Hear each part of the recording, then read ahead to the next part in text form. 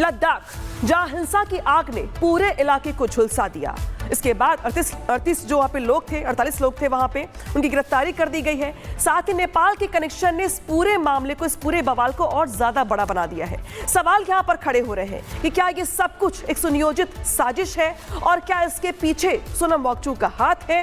हालांकि सोनम वांगचुक की ओर से बयान दिया गया था और यह कहा गया कि वो अपना अनशन वापस ले रही हैं, लेकिन दावा यह किया जा रहा है कि उनकी महत्वाकांक्षा ने ही पूरे लद्दाख को हिंसा की आग में झोंक दिया। रिपोर्ट दिखाते हैं आपको।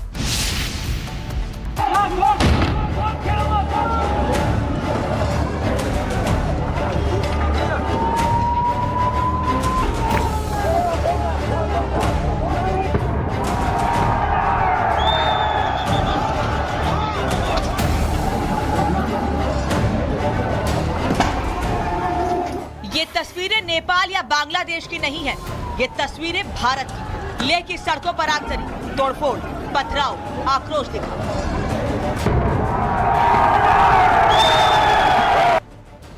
हमेशा शांत रहने वाला लेह बुधवार को अचानक हिंसा की आग में जल उठा। हजारों की संख्या में प्रदर्शनकारी युवा हाथों में लाठी, डंडे, ईंट पत्थर लेकर सड़कों पर उतर आए।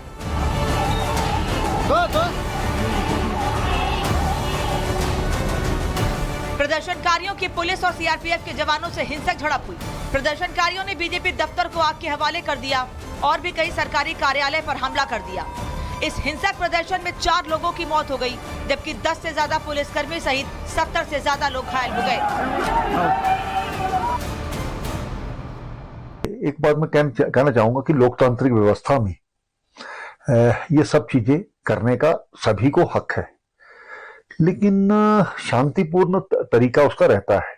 कुछ लोग वहां से निकलते हैं और पूरे इलाके में आग लगाना शुरू कर देंगे, और उसके 2-3 दिन पहले से ही ये साजिश चल रही थी। लोगों को भड़काने का प्रयास किया जा रहा था।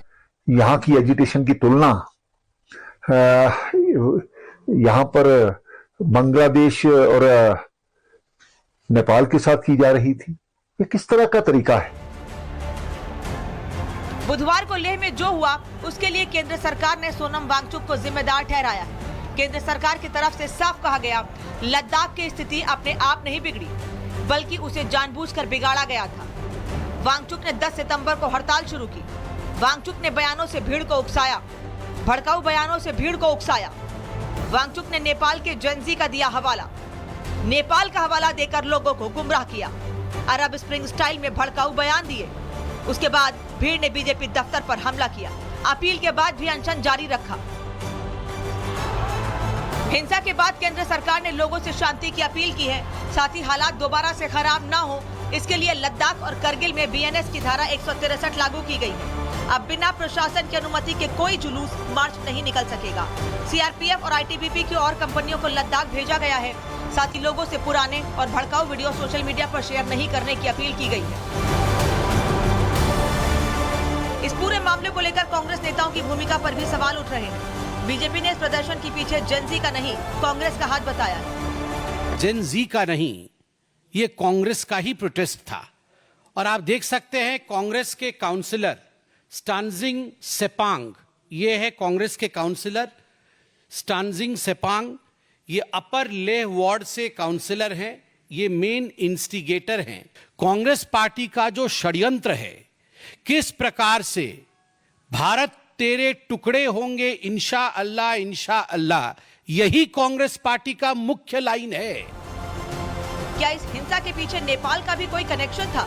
अब इसकी भी जांच जरूर होगी, लेकिन फिलहाल इस मामले में 48 संदिग्धों को गिरफ्तार किया गया है। अब इसके एक एक तार की जांच होगी। लेकिन लेह में कल हुई हिंसा के बाद सन्नाटा पसरा हुआ है।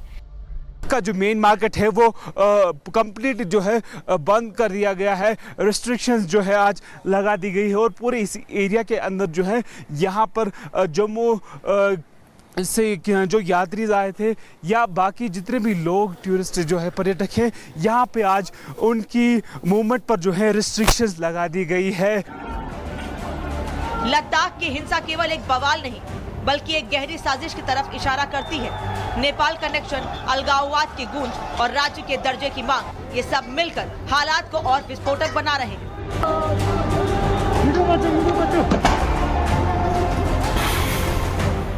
सवाल यही है, आखिर इस आग को कैसे रोका जाएगा? क्या सच में नेपाल वाला प्रयोग भारत में शुरू हो गया है? तमाम सवालों के जवाब जांच के बाद सामने आएंगे। Bureau report. लद्दाख, जहां हिंसा की आग ने पूरे इलाके को झुलसा दिया। इसके बाद 38 जो वहां पे लोग थे, 48 लोग थे वहां पे, उनकी गिरफ्तारी कर दी गई है। साथ ही नेपाल के कनेक्शन ने इस पूरे मामले को, इस पूरे बवाल को और ज्यादा बड़ा बना दिया है। सवाल यहां पर खड़े हो रहे हैं कि क्या ये सब कुछ एक सुनियोजित साजिश है और क्या इसके पीछे सोनम वांगचुक का हाथ है? हालांकि सोनम वांगचुक की ओर से बयान दिया गया था और यह कहा गया कि वो अपना अनशन वापस ले रही हैं, लेकिन दावा यह किया जा रहा है कि उनकी महत्वाकांक्षा ने ही पूरे लद्दाख को हिंसा की आग में झोंक दिया। रिपोर्ट दिखाते हैं आपको।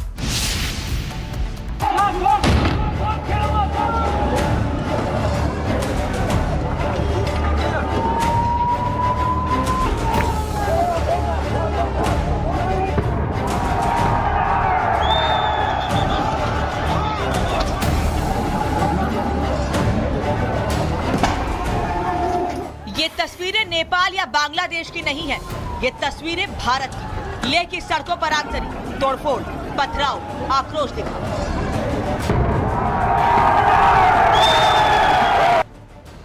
हमेशा शांत रहने वाला लेह बुधवार को अचानक हिंसा की आग में जल उठा। हजारों की संख्या में प्रदर्शनकारी युवा हाथों में लाठी, डंडे, ईंट पत्थर लेकर सड़कों पर उतर आए।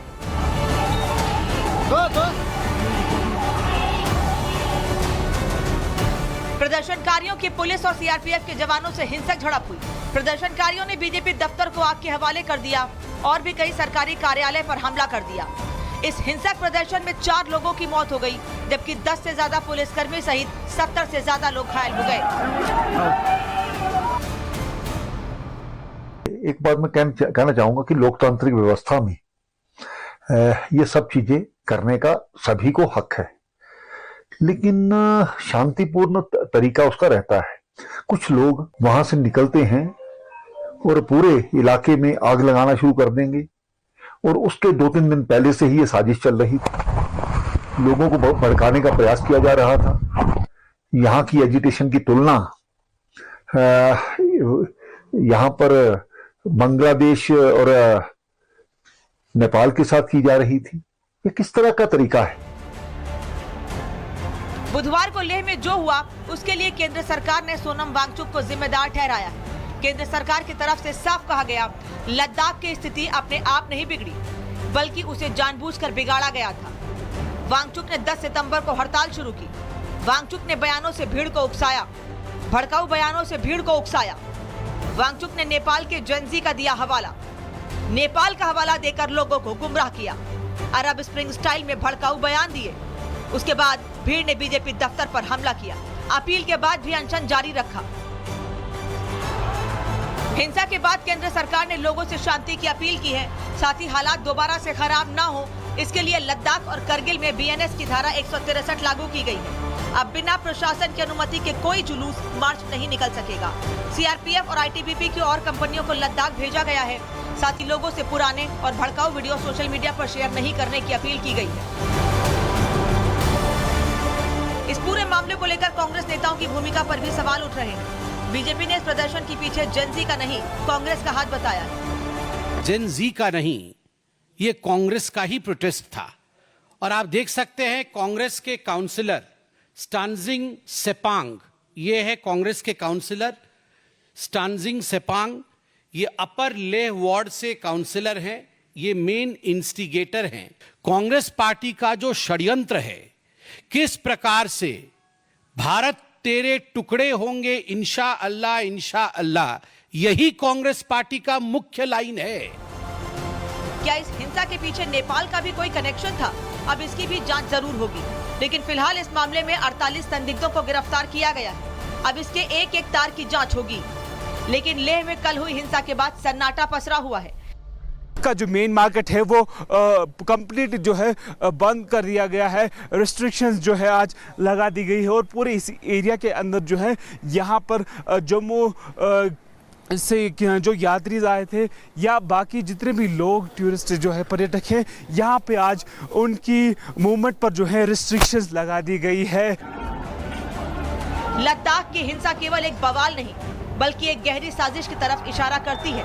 नेपाल कनेक्शन, अलगाववाद की गूंज और राज्य के दर्जे की मांग, ये सब मिलकर हालात को और विस्फोटक बना रहे हैं।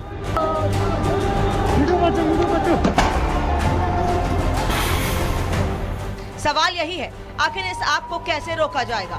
क्या सच में नेपाल वाला प्रयोग भारत में शुरू हो गया है? तमाम सवालों के जवाब जांच के बाद सामने आएंगे। Bureau report.